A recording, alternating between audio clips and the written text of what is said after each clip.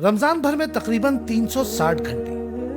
بھوک پیاس اور نفسانی خواہشات کو اپنے اللہ کے کہنے پر برداشت کرنے کے بعد جب ہم فارغ ہوتے ہیں تو اس پوری عبادت کے تمام اثرات رمضان ختم ہوتے ہی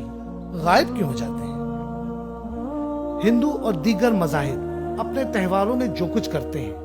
وہی ہم عید کے زمانے میں کرتے ہیں۔ وہی آرٹسٹ جو ہمیں رمضان بھر دینی مسائل بتاتے اور نعتیں پڑھتے نہیں تھکتے،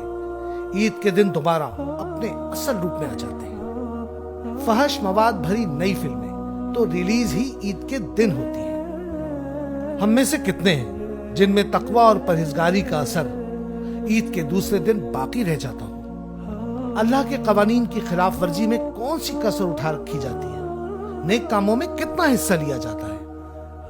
اس سب کی وجہ صرف یہ ہے کہ ہمارے ذہن میں عبادت کا مفہوم اور مطلب ہی غلط ہو گیا ہے۔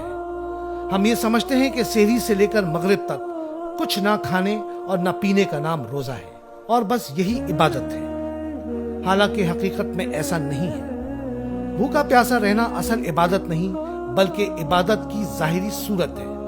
اور یہ صورت مقرر کرنے کا مقصد یہ ہے کہ ہمارے اندر اللہ کا خوف اور اس کی محبت پیدا ہو، ہمارے اندر اتنی طاقت پیدا ہو جائے کہ جس چیز میں دنیا بھر کے فائدے ہوں مگر اللہ ناراض ہوتا ہو اس سے اپنے نفس پر جبر کر کے بچ سکے،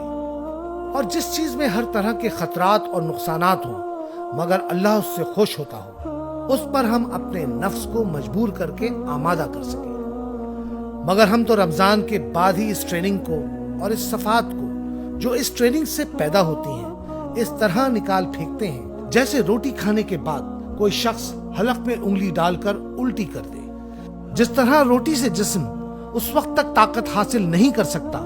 جب تک کہ وہ معدے میں جا کر ہضم نہ ہو اور خون بن کر جسم کی رگ رگ میں نہ پہنچ جائے،